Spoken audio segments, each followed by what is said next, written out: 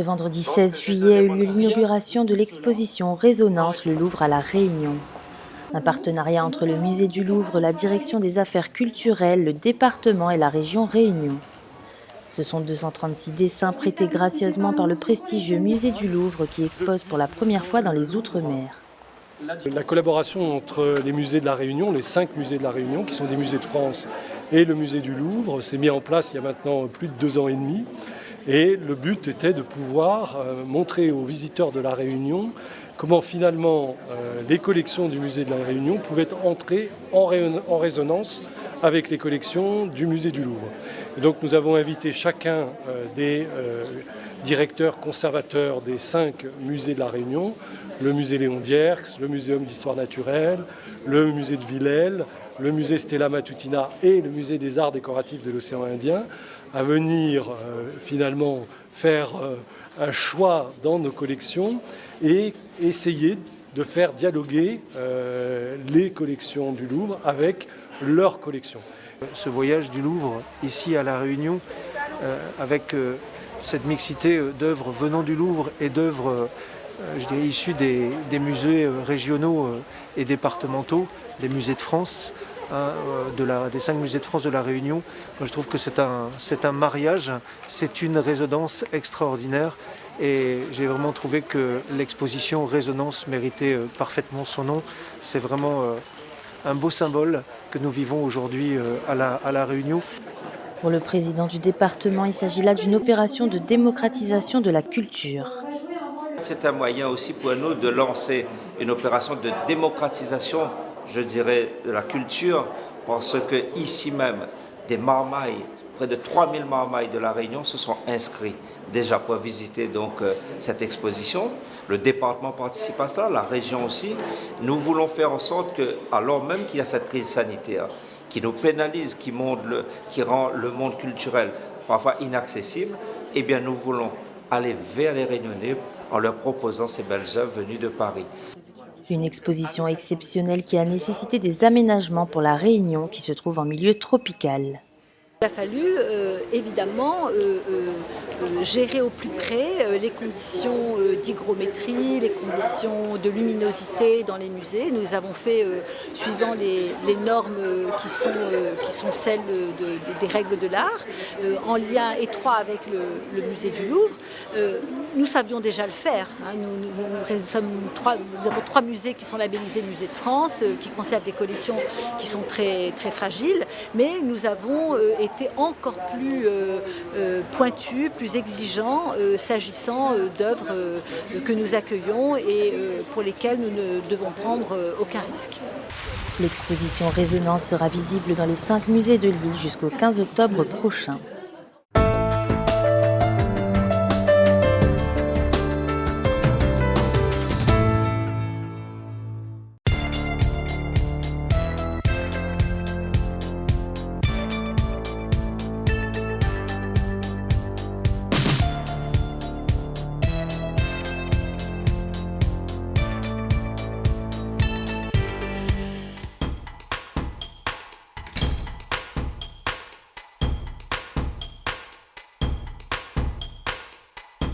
Bonjour, je m'appelle Patrick Arrast, donc mêlé au département au service direction des transports routiers.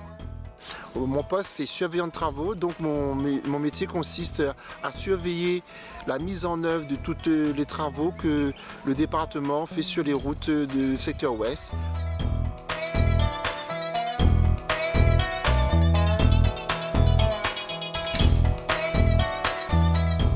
Donc là, nous sommes sur la route départementale numéro 1, donc la RD1, qui part de la ville de la Possession sur le littoral et qui s'en va vers le village de Dodane. Sur le littoral, concerne beaucoup plus le bas de la ville de la Possession, où la démographie urbaine est quand même assez importante. Il nous monte vers le village de Dodane, que de plus en plus il fréquente un tourisme vert, tout ce qui dit randonnée, tout ce qui dit village, nature.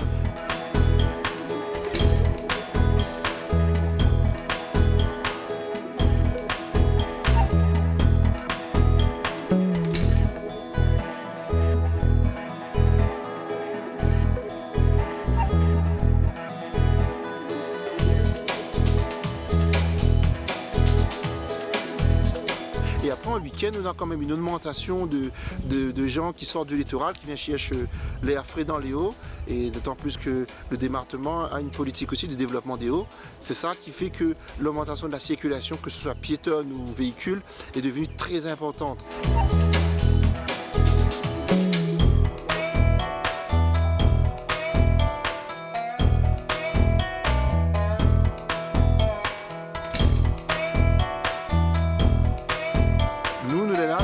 Cette route en particulier, c'est que permettre l'accès de sortant au départemental vers ces grands axes de circulation que tout le monde connaît sur le littoral. Il faut que ça donne une certaine aisance de conduite et de circulation.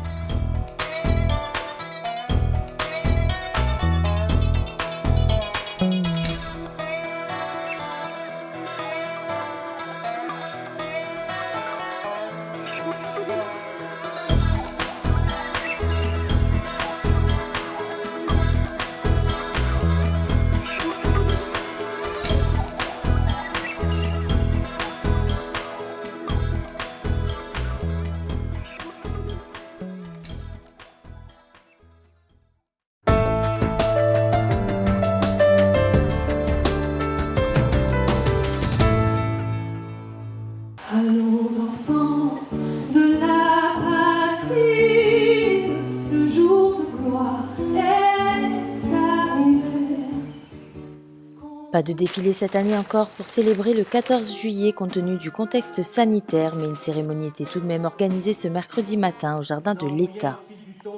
C'est la fête nationale, nous l'avons fait dans un cadre sécurisé l'an dernier et nous avons reproduit cette organisation cette année dans les jardins de l'État. Je crois que c'était important qu'on puisse tous se retrouver et en parler avec les uns et les autres. Je crois que tout le monde était heureux de pouvoir célébrer la fête nationale dans ces jardins de l'État en 2021, après des moments éprouvants. Je l'ai rappelé dans mon allocution, des moments difficiles que nous avons connus, que nous connaissons encore, parce que la crise sanitaire est toujours présente. Et c'était aussi bien sûr l'occasion de saluer et de rendre hommage à tous ceux qui concourent à la sécurité des Réunionnaises et des Réunionnais, les forces armées, les gendarmes, les policiers, les pompiers. Et j'ai souhaité vraiment rendre un nouvel hommage à nos soignants, ces hommes et ces femmes de devoir qui se battent au quotidien pour nous, pour notre santé. Au programme de cette matinée, la cérémonie militaire suivie de la cérémonie républicaine d'hommage avec la remise de décorations et de médailles. Une année placée sous le sceau de l'espérance en promouvant les valeurs d'engagement de la jeunesse réunionnaise. J'ai bien noté donc, dans le discours notamment du préfet combien la jeunesse a été mise en avant, cette jeunesse réunionnaise conquérante qui chaque jour nous rappelle que lorsque nous sommes dans nos activités, dans nos missions, eh bien nous devons l'accompagner. Parce qu'au-delà des difficultés sanitaires, il y a aussi bien sûr l'avenir de la France, de notre nation et l'avenir de notre département. Donc le message adressé à notre jeunesse a été fort. Et le message aussi aux artistes, puisque nous avons vu beaucoup d'artistes participer à cette cérémonie. C'est là aussi donc une façon de dire à ce monde qui souffre de la crise sanitaire qu'on ne peut pas l'oublier. L'année dernière, ce sont les soignants qui avaient été mis en avant et cette année, eh bien, les artistes réunionnais. Bravo, très belle cérémonie. Parmi ces artistes, Lucas Maillot, lauréat du concours de slam organisé par la collectivité départementale. Moi, ça me fait plaisir de venir pour représenter le même texte qu'il y a 2 ans et faire passer plus d'émotions à travers le même texte. C'est un honneur, oui, parce que déjà j'ai été invité par le préfet directement, donc ça change un petit peu effectivement. Une belle cérémonie pour commémorer la prise de la Bastille en 1789, symbole de fin de la monarchie absolue.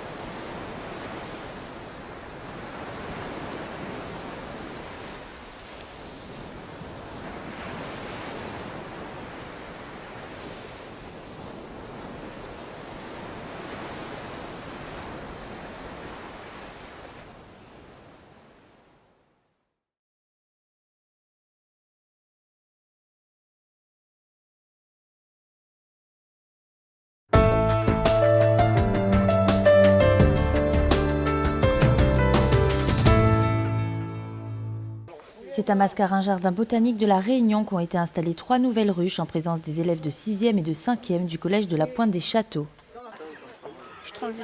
Il va ouvrir donc cette partie-là et on sera dans ce qu'on appelle la hausse, donc la réserve de miel. Dans le cadre de sa compétence en matière de protection et de valorisation des espaces naturels sensibles, le département a validé un partenariat avec l'UNAF, l'Union nationale de l'apiculture française. Un programme d'envergure intitulé Abeilles sentinelles de l'environnement pour la sauvegarde de l'abeille et de la biodiversité sur tout le territoire français à travers l'installation de ruchers pédagogiques. Alors le département a tenu aujourd'hui à créer ce partenariat avec l'Union nationale des apiculteurs de France en incluant des collèges pour inculquer et aussi pour sensibiliser les scolaires qui sont nos futurs ambassadeurs dans le cadre de la préservation de l'abeille, préservation de la biodiversité. Depuis plusieurs semaines, les collégiens de la Pointe des Châteaux sont sensibilisés au rôle essentiel de l'abeille. Avec l'inauguration du rucher pédagogique, ils peuvent mieux les observer, découvrir le travail des apiculteurs et obtenir des réponses à leurs questions. Ils ont également planté des espèces endémiques et indigènes mellifères autour du rucher pédagogique. J'ai appris beaucoup de choses, J'ai appris par exemple que la reine ne sortait pas. Enfin, j'ai appris beaucoup de choses juste en quelques heures. Je trouve que c'est très intéressant. Les abeilles, c'est quand même ce qui nous permet, ça nous permet quand même de vivre nous aussi. C'est important et elles sont en ce moment assez en danger. Donc il faut vraiment essayer de faire des actions pour pouvoir les protéger et pouvoir continuer alors on peut y aller avec les mains. Qu'elles continuent à butiner, etc. Et comme en ce moment elles sont assez en danger, je voulais venir parce que c'est intéressant de voir comment on pourrait les aider ou leur comportement dans leur état naturel et des autres choses comme ça.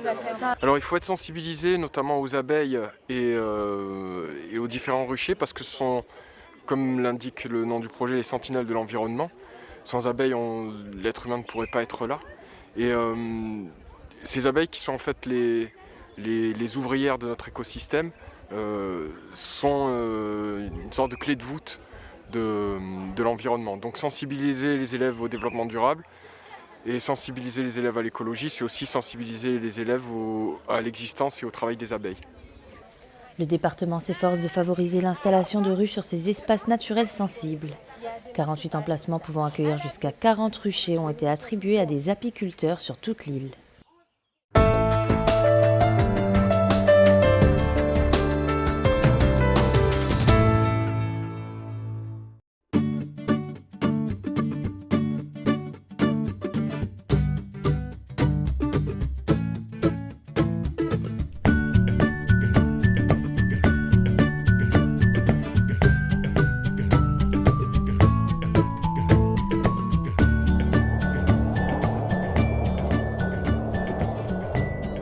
L'Aiapana triplinervis est une plante exotique introduite dans l'archipel des Mascareignes à la fin du XVIIIe siècle.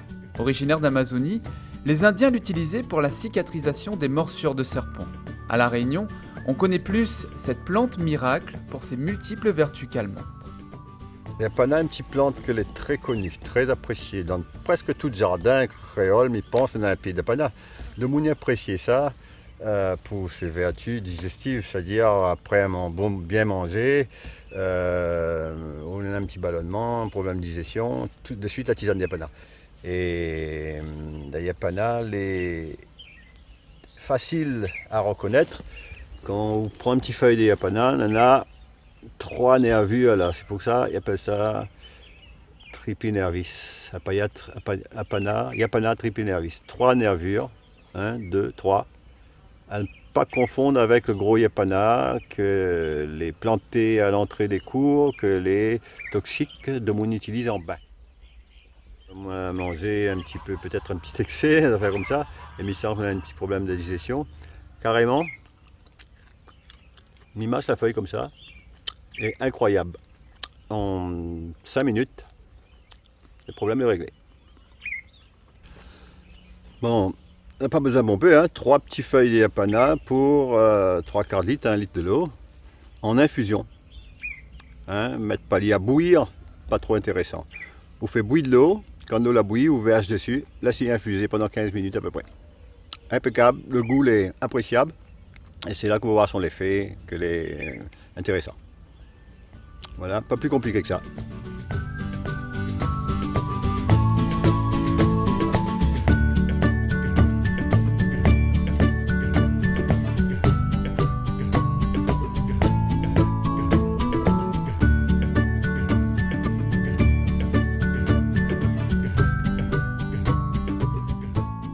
Infusion de yapana et d'anis, nous va bien manger là et nous va boire ça juste après pour bien digérer. Voilà, la petite tisane yapana et anis bien mélangée là. On peut rajouter un petit peu de marjolaine dedans, il ne fera pas de mal.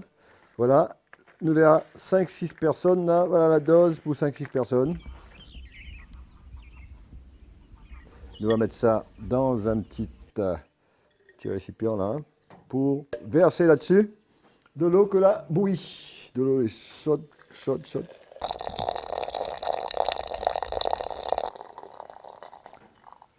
Bonne tasse chacun. On va laisser ça. Voilà. La plante, l'eau commence à changer de couleur là, on voit bien. Et ça commence à être parfumé aussi, on sent la bonne tisane. On a un troisième yapana à La Réunion. Ils trouvent ça dans les hauts un peu partout, dans les montagnes, Mafat, partout ils trouvent ça. Ils sortent un petit flair blanc, et les abeilles, ça va bomber là-dessus quand il est en fleur. C'est le gros yapana malgache, j'appelle ça gros yapana malgache. C'est aussi la baie-souris, on appelle ça la baie-souris. Ça là, elle est beaucoup plus rouge, les tiges beaucoup plus foncées, et les feuilles, les nervures, elle n'est pas pareille. Et donc ça là, ils ne mettent pas dans une tisane, il est toxique, ouais, comme on dit là même, il peut empoisonner.